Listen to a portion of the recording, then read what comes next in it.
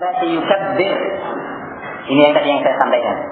Karena Rasulullah sallallahu alaihi wasallam idza qama ila shalah yukabbir hina yaqum, thumma yukabbir hina yarka'u, thumma yaqul sami'a Allahu liman hamidah hina yarfa'u sulbahu min ar-ruku', thumma yaqul wa huwa qa'im rabbana wa lakal hamdu, thumma yukabbir hina yahwi sajidan, thumma yukabbir hina yarfa'u ra'sahu, thumma yukabbir hina yasjudu, thumma yukabbir hina yarfa'a ra'sahu, thumma yaf'alu dhalika fi salatihi kulliha hina aw hatta yaqdiyaha, wa yukabbir hina yaqumu min al-sintaini ba'da al-julus.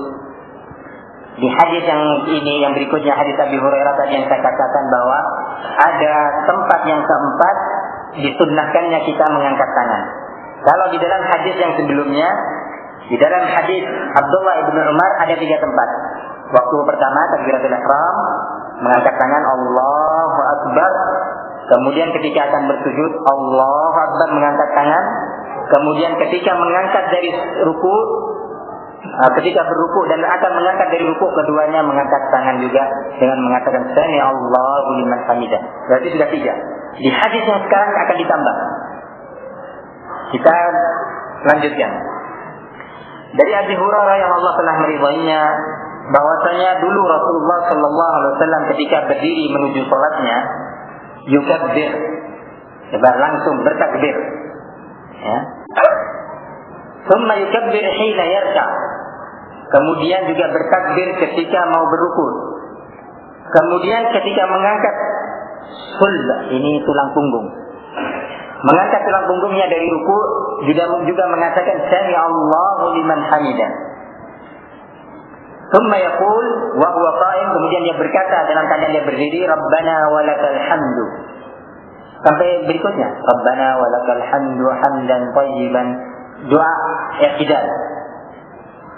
Thumma yukabbir hina yahwi sajidan, juga bertakbir mengatakan Allahu Akbar ketika dia turun bersujud, tetapi tidak mengangkat tangannya ketika akan turun ke sujud, sebagaimana di dalam hadis Aisyah yang kemarin malam kita baca.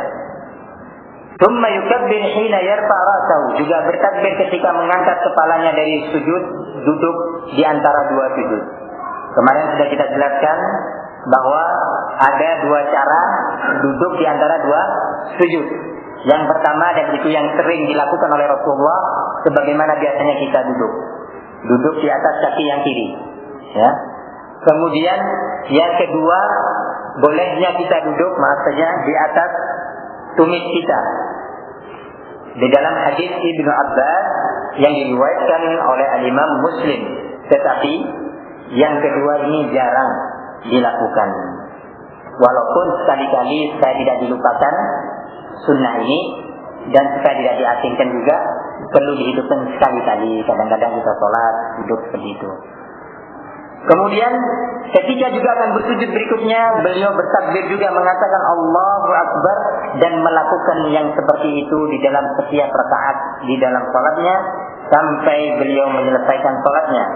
Kemudian, ya, wa yukabbir hina yaqumu min as-sintaini ba'da al-julus.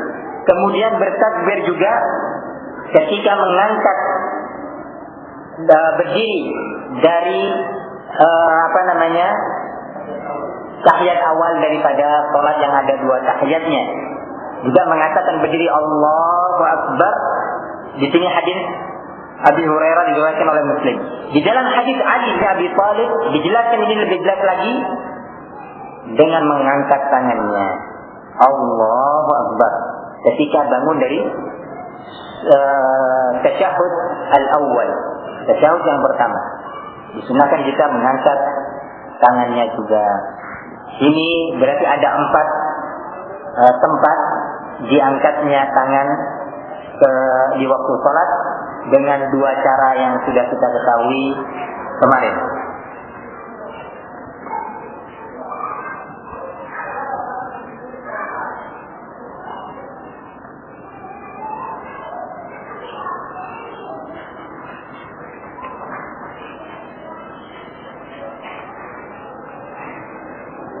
Baik, sebelum kita lanjutkan ke hadis yang berikutnya, ada yang perlu disampaikan.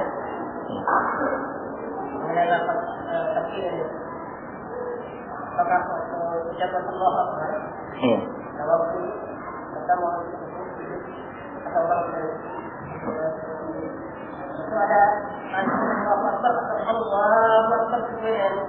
perasaan berdirinya atau perasaan dulu. Nanti saya yang dari kadang-kadang ada yang dari ceramah sebelumnya bahwa itu Allah seperti itu saya katakan jangan sudah Allah seperti itu sudah selesai. Dan tidak dia sampai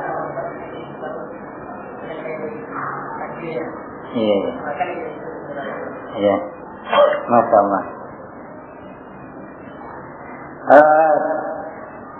Kalau itu takbiratul ihram, takbiratul ihram yaitu sebelum masuk salat, akan memasuki salat. Ini ada beberapa cara yang disebutkan oleh Rasulullah atau oleh para sahabatnya, menukil dari perbuatan Rasulullah sallallahu alaihi wasallam.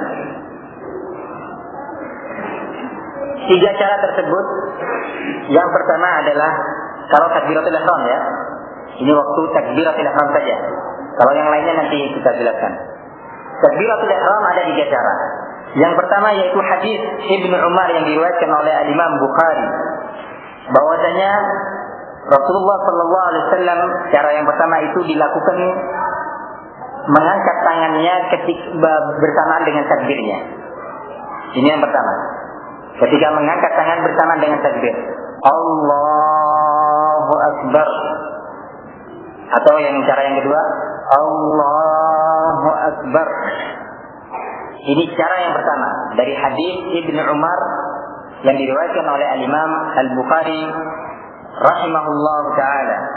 Kemudian di dalam hadis yang diriwayatkan oleh Al-Imam Muslim dari hadis Malik bin Huwairits radhiyallahu anhu, bahwa Rasulullah sallallahu alaihi wasallam mengangkat tangannya setelah takbir. Perlu kita tanyakan kenapa kok berbeda-beda riwayatnya. Yang jelas bahwa para sahabat itu bersolat bersama Rasulullah lebih dari 10 tahun. Sehari 5 waktu. Sehari 5 waktu berarti sebulannya sudah 150 sholat. Kalau bulannya 30 hari, berarti setahunnya tinggal kalikan lagi. Berarti tiap hari mereka menyaksikan. Bahkan beberapa sahabat yang dari tempat lain itu datang ke negeri Madinah rombongan, khususnya para pemuda. Itu datang misalkan dari negeri Taif menuju Madinah, menginap di negeri Madinah 20 hari untuk ingin melihat Rasulullah bagaimana sholat. Jadi Rasulullah ketika sholat sunnah diperhatikan oleh mereka, dilihat dari kanan, kiri. Ketika sholat berjamaah juga dilihat. Lalu kenapa Rasulullah kalau mau sholat beliau mengatakan istawu taqarabu wa'tadilu tarasu. Mengatakan begitu. Direkam oleh mereka. La tad'u furjatan lisyaitan. Jangan dibiarkan lubang sedikit pun untuk syaitan. Itu dicatat oleh mereka. Kata dihafal, tentunya hafalan mereka itu betul-betul kuat. Ya, dihafal. 20 hari mereka itu melihat bagaimana sholatnya Rasulullah, sujudnya, rukuknya. Nah, sebagian para sahabat ada yang menyaksikan Rasulullah suatu hari sholatnya takbirnya bersama Allahu Akbar, seperti hadis Ibnu Umar. Ya, khususnya Ibnu Umar ini karena kakaknya itu adalah istri Rasulullah, yaitu Hafsah. Jadi Ibnu Umar itu istar Rasulullah. Itu kadang-kadang sering datang ke Rasulullah ketika menginap di rumah Rasulullah sallallahu alaihi wasallam, melihat Rasulullah kalau salat malam dilihat oleh Ibnu Umar, masih mudanya dia. Ibnu Abbas juga kakak atau adik dari ibu Ibnu Abbas itu istri Rasulullah sallallahu alaihi wasallam. Jadi itu istri Rasulullah, Maimunah. Kata Ibnu Abbas, "Bittu lailan 'inda Rasulillah sallallahu alaihi wasallam 'inda khalati Maimunah." Saya tidur di tempat Maimunah, khalati. Khalati itu apa ya? Saudara ibu. Iya. Khalati, al-muhim. itu tidur di sana menyaksikan Rasulullah kalau sholat malam, dilihat oleh Ibnu Abbas, bacaan Qur'annya apa yang dibaca, berapa lama sujudnya, berapa lama ruku'nya, diikuti terus oleh para sahabat. Dan itulah yang sampai kepada kita. Sehingga kadang-kadang Rasulullah mengajarkan kepada sahabatnya. Sekali Ibnu Umar menyaksikan kalau bertakbir Allahu Akbar bersamaan.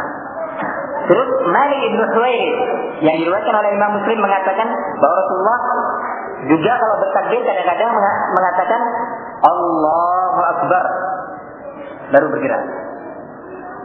Ini cara yang kedua. Ya. Cara yang kedua, Rasulullah mengatakan takbir dulu, kemudian baru menggerakkan tangannya. Yang ketiga, hadis yang ketiga yaitu hadis Ibnu Umar juga. Hadis Ibnu Umar juga. Beliau mengatakan bahwa Rasulullah juga kadang-kadang kalau bertakbir itu mengangkat tangannya dulu baru mengatakan takbir. Allahu Akbar. Ini semua dilakukan oleh Rasulullah Sallallahu Alaihi Wasallam dan sampai kepada kita melalui para murid-muridnya, yaitu para sahabat radhiyallahu anhum jami'an. Ini kalau takbiratul ihram ada 3 cara. Silakan apa yang mau dilakukan. Semuanya hadisnya sahih, tidak dipertentangkan oleh para ulama. Kemudian kalau sekarang ketika ruku dan sujud dan ketika bangkit. Hadis tadi yang kita baca, coba kita kembali baca. Dan kita akan tahu jawabannya. Kana idza qama ila shalah yukabbir hina yaqumu thumma yukabbir hina yarka'u. Kalimat hina itu berarti di dalam bahasa Indonesia ketika. Bertakbir ketika mau berruku. Ya. Ketika berruku bertakbir. Ketika bersujud bertakbir. Sehingga walaupun tentunya saya katakan bahwa masih ada khilaf di antara para ulama memahaminya. Tetapi kebanyakan dari kalangan ulama mengatakan ketika kita akan bersujud atau berruku kita bertakbir Allahu Akbar. Sami Allahu liman hamidah. Ketika akan bersujud juga Allah bertanam bergeraknya itu mengatakan Allahu Akbar. Sehingga wallahu alam bisawab, yang lebih saya yakini dari hadis ini dan juga hadis yang lainnya menjelaskan bahwa takbir itu diucapkan bersamaan dengan gerakannya itu, perpindahan. Oleh karena itu diberi bab oleh para ulama bab takbiratul intiqal. Bahasanya begitu, bab takbiratul intiqal. Apa al-intiqal itu artinya? Yaitu takbir perpindahan.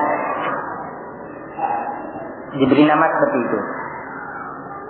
Sehingga tetapi saya tetap mengatakan bahwa yang mereka meyakini bahwa bertakbirnya itu sebelum beruku misalnya Allahu Akbar baru beruku, Sami Allahu liman hamidah baru berdiri, ya. Kemudian turun dulu atau mengatakan Allahu Akbar baru bersujud, tidak bisa kita salahkan 100%. Karena memang juga permasalahan seperti itu. Tetapi dari hadis yang lebih banyak lebih condong ke arah situ, yaitu mengatakan takbir bersama dengan bergeraknya badan. Nah, wallahu a'lam bishawab. Ya. Biasanya kan kalau sujud berdiri itu kan takbirnya kan panjang. Allah. Pak ada juga yang biasa nafas. Bagaimana terkait antara nafas dan jadi kan ada orang itu kan misalnya di berdiri sudah sambung gitu. Berarti Allah gitu. Iya. Yang jelas Allah mengatakan di Al-Quran, fattaqullaha mastata'tum. Bertakwalah kalian kepada Allah semaksimal mungkin semampu kalian. Ya, kita sudah berusaha kalau toh sakit, ya atau tidak mampu bernafas, itu tidak jadi masalah, insya Allah. Kemudian beruku, saya lihat beberapa orang tua mungkin maaf saja ya, itu nggak bisa meluruskan lutut. Beda dengan anak-anak muda. Anak-anak tua, orang tua itu kalau bersujud beruku agak begini sedikit, karena tidak kuat ini lututnya. Tetap saya katakan bahwa Allah mengatakan fattaqullaha mastata'tum. Di ayat yang lain mengatakan la yukallifullahu nafsan illa wus'aha. Tidak Allah bebani seseorang kecuali sesuai dengan kemampuannya. Maka begitulah. Sampai hadis Mu'adz ibn Jabal ketika seorang anak muda yang keluar dari sholat berjamaah nggak kuat, Mu'adz mengimami terlalu panjang. Ya, nggak terlalu panjang, misalkan terlalu panjang karena baca surat Al-Baqarah 1 rakaat. Mengatakan, ya Rasulullah, Mu'adz ini begini-begini sholatnya.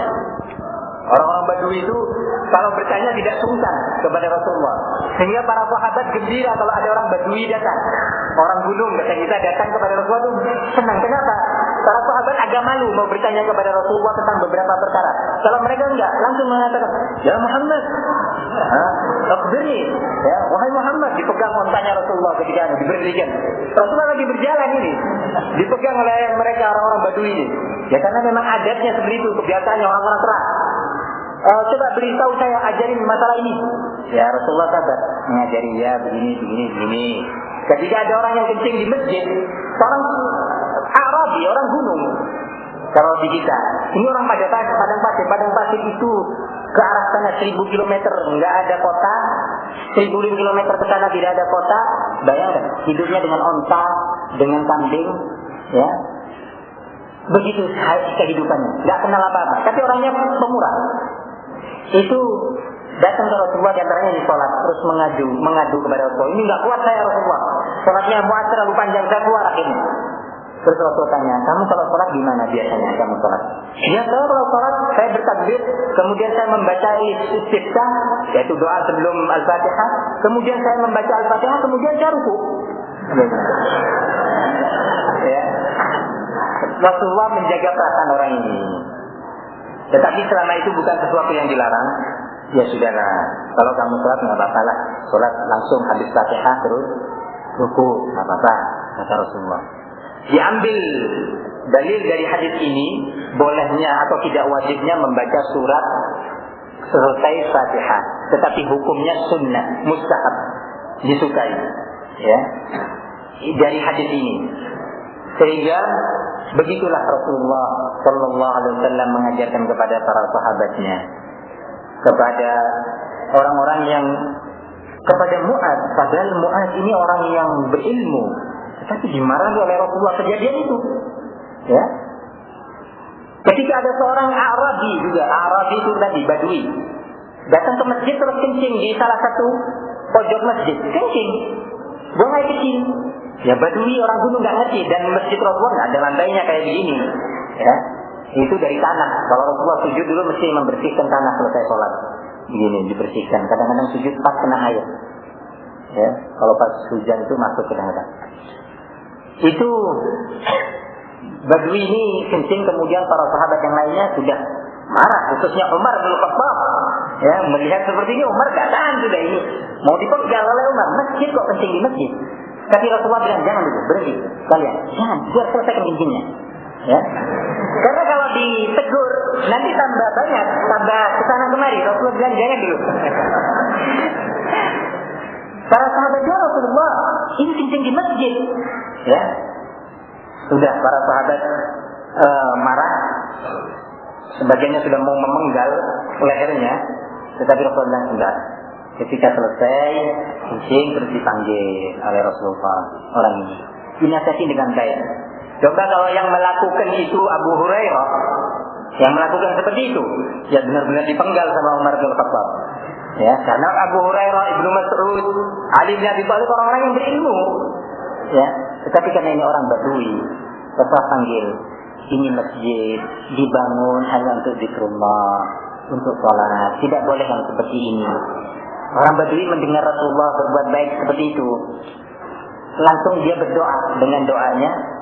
Bayangkan itu bagi orang Badui ya, doanya bagaimana? Bahasa Arabnya orang Badui itu masih murni.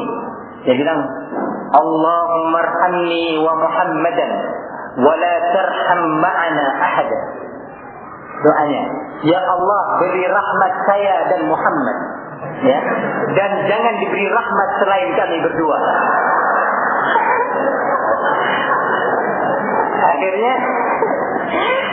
Iya namanya badui. Orang gunung diberi kekerasan, akhirnya dia tersinggung.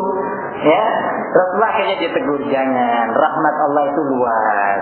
Ya, semua kita harus dapat rahmat. Akhirnya dia diam, dingin hatinya. Ya, ini seharusnya kita memperlakukan kaum muslimin seperti ini. Sebagian kaum muslimin benar-benar tidak mengerti. Ya, harus diperlakukan seperti itu. Tetapi ketika salah, Siti Aisyah, ketika Rasulullah datang dari bepergian, Siti Aisyah ingin menyambut Rasulullah sebagai seorang istri. Kalau Rasulullah itu mau datang sebelum masuk ke Madinah, biasanya diberitahu, diutus seorang bahwa Rasulullah akan datang, sehingga istrinya pakai baju yang bagus, mandi, pakai minyak wangi, tidak bawa berambang goreng lagi, ya, siap-siap untuk menyambut suaminya, dibukakan bajunya, sepatunya, semuanya. Aisyah siap-siap rumahnya, kordennya dipasang. Ketika masuk ke rumah, tiba-tiba di korden itu ada gambarnya, gambar binatang, ya, sesuatu yang hidup bernyawa. Tiba-tiba Rasulullah marah dan bermuka merah, tidak mau masuk rumah. Akhirnya Aisyah paham, ada kesalahan apa yang saya lakukan? Ya, karena Aisyah sudah dididik oleh Rasulullah, bisa diperlakukan dengan keras. Tetapi kalau Badui langsung doanya seperti tadi, sampai Nabi Muhammad didoakan nggak dapat rahmat nanti oleh Badui. Tapi ini istrinya yang sudah dididik, marah Rasulullah dan muka merah. Akhirnya disuruh turunkan korden itu, turunkan dan potong. Korden itu dipotong-potong sampai berubah, gambar itu menjadi hilang dan dijadikan bungkus bantal. Dijadikan bungkus bantal dan gambarnya itu terpotong-potong. Nanti kita akan belajar khusus di Riyadhus Shalihin yang di subuh pagi hari, bab khusus tentang masalah ini. Tetapi yang tidak kita ambil, yang kita petik dari sini, bahwa memang para sahabat ini bergabung dengan Rasulullah, mencontoh Rasulullah, melihat sholatnya dan gerak-gerik Rasulullah Sallallahu Alaihi Wasallam. Para istrinya di rumah juga, bagaimana tidurnya Rasulullah dilihat oleh istri-istri Rasulullah Sallallahu Alaihi Wasallam, para mahasiswi, ya istilahnya, mahasiswi yang betul-betul mencatat, direkam perbuatan Rasulullah Sallallahu Alaihi Wasallam dan para sahabatnya di masjid atau ketika pertempuran, semuanya cara berjalannya diikuti, dilihat Rasulullah. Ini semua didikan Rasulullah kepada para sahabatnya, benar-benar pendidikan yang dilahirkan oleh wahyu, ya, melahirkan para pahlawan, melahirkan orang-orang salihin, para wali-wali Allah Subhanahu wa taala yang mereka semua dijamin oleh Allah sebagai penduduk surga. Wallahu a'lam bishawab. Kita telah menyelesaikan hadis yang kelima dari bab sifat salat Nabi sallallahu alaihi wasallam. Besok insyaallah kita lanjutkan karena waktu sudah masuk waktu Isya. Wassalamualaikum warahmatullahi wabarakatuh. Sebelum kita membuka lembaran-lembaran dari kitab yang kita kaji ini, mungkin saya ingin mengingatkan saya pribadi, kemudian para hadirin, bahwa mengingat begitu derasnya usaha dari pihak yang menginginkan untuk kita lengah dari jalan Allah dan lengah dari ketakwaan, serta pihak yang selalu menyeret kita kepada kemaksiatan kepada Allah Subhanahu wa taala, baik itu maksiat yang zahir, yang nampak, atau yang batin. Yang zahir ya, yang seperti kita kenal. Yang batin seperti penyakit-penyakit ar-riya, ingin dilihat, kemudian as-sum'ah, ingin didengar oleh pihak lain, kemudian penyakit al-hasad, yaitu dengki, dan yang lainnya dari penyakit-penyakit batin yang tersembunyi. Setiap waktu kita diseret ke sana. Maka obat satu-satunya untuk itu semua adalah bagaimana yang telah diberikan oleh Rasulullah sallallahu alaihi wasallam dalam sebuah hadisnya yang sering kita dengar tetapi tidak bosan-bosannya kita mengingatkan, yaitu badiru bil a'mali fitanan ka qita'il lailil mudlim. Bersegeralah kalian di dalam mengerjakan amalan-amalan saleh, artinya jangan ditunda-tunda. Fitanan, fitnah yang datang seperti potongan-potongan malam, dalam arti potongan-potongan malam itu yang di dalamnya seseorang tidak bisa membedakan antara mana yang benar dan mana yang batil. Tidak bisa lagi membedakan mana jalan yang selamat dan mana jalan yang bisa mencelakakan dia, kecuali dengan cahaya yang bisa menuntun mereka kepada jalan yang benar. Cahaya itu adalah amalan-amalan saleh yang dituntunkan oleh Allah dan Rasul-Nya. Ini obat untuk menghadapi fitnah. Subhanallah, fitnah terlalu besar yang kita hadapi. Para hadirin yang saya muliakan, toh kita beramal ini kita hanya berharap rahmat Allah. Kita beramal ruku dan sujud, kemudian amalan-amalan yang lain seperti sedekah, kemudian al-jihad, kemudian al-infaq, kemudian yang lainnya daripada amalan-amalan saleh, qiyamul lail, tahajud, salatul duha, saum, puasa sunnah, Senin Kemis, atau puasa sunnah yang lainnya. Kita hanya berusaha beramal. Tetapi kita ingat kepada sebuah hadis yang diriwayatkan oleh Al-Imam Bukhari dari hadis Abi Hurairah radhiyallahu anhu, bahwasanya Nabi Muhammad berkata, "Saddidu wa qaribu fa innahu lan yanju'a ahadukum bi'amalihi." Qalu wala anta ya Rasulullah, qala wala ana illa an yataghammadani Allahu birahmatin minhu wa fadl. Hadis muttafaqun alaih diriwayatkan oleh Bukhari dan Muslim. Bahwasanya Rasulullah berkata dalam hadis ini, saddidu wa qaribu, usahakan kalian itu untuk selalu berada di atas as-sadad, kebenaran. Berusahalah kalian itu untuk mendekati terus kepada sunnah dan tariqah, jalan yang lurus ini. Dan perlu kalian ketahui, kata Rasulullah kepada para sahabatnya, sesungguhnya tidaklah kalian itu bisa lolos dan berhasil dari azab Allah menuju kepada rahmat Allah, yaitu surga Allah, dengan amalan-amalan kalian. Tidaklah kalian akan berhasil dengan itu. Artinya amalan yang kita kerjakan ini bukan dialah yang akan membawakan kita kepada keberhasilan. Para sahabat bertanya-tanya, juga engkau ya Rasulullah tidak bisa berhasil dengan amalan-amalan engkau? Kata Rasulullah, wala ana, dan juga ana, saya sendiri. Tidaklah saya berhasil dengan amalan-amalan yang saya kerjakan. Tetapi Allah telah memberi kepada saya rahmat dan melingkupi kepada saya, melingkupi saya dengan rahmat dan keutamaan serta kemuliaan darinya. Kalau ini Nabi Muhammad mengatakan seperti ini dan diucapkan kepada para sahabat, lalu kita di mana? Kita para sahabat amalannya sudah dibimbing oleh Rasulullah sallallahu alaihi wasallam. Keikhlasan mereka tiap hari dibimbing oleh dan diperhatikan oleh Rasulullah sallallahu alaihi wasallam. Toh itu pun masih dikatakan kalian tidak akan selamat dan berhasil dengan amalan-amalan kalian. Lalu kita di mana yang hati kita ini sudah penuh dengan kemaksiatan. Amalan-amalan kita sudah penuh dengan kemaksiatan. Amalan-amalan kita masih jauh dari tuntunan Allah dan Rasul-Nya di banyak hal. Lalu jawabannya bagaimana?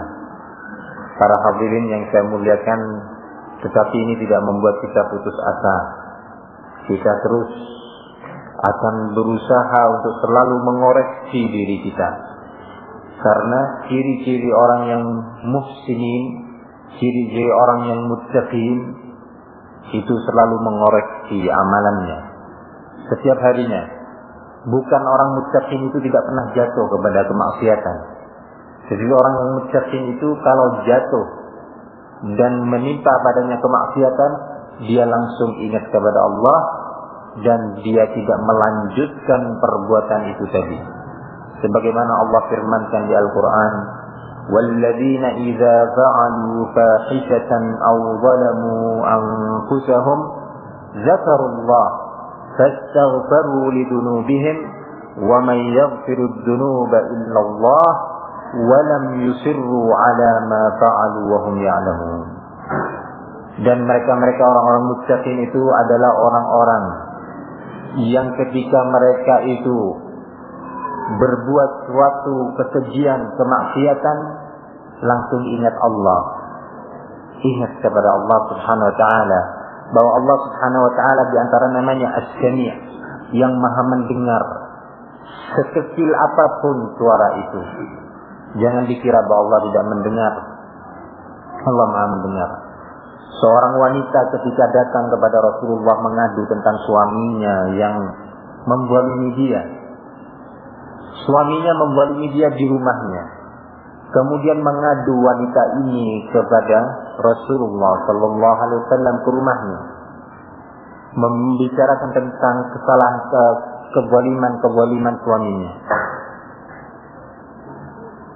Di saat itu pula turun ayat Allah Subhanahu wa taala di Al-Qur'an, "Qad sami'a Allahu qawlan allati tujadiluka fi zawjiha wa tashtaki ila Allah wallahu yasma'u tahawurakuma." Setelah Allah mendengar, "Qad sami'a Allahu qawlan allati", perkataan-perkataan perempuan yang mengadu kepada engkau ya Muhammad dan berdiskusi bersama engkau tentang suaminya. Aisyah mengatakan, Siti Aisyah, wallahi demi Allah kata Aisyah,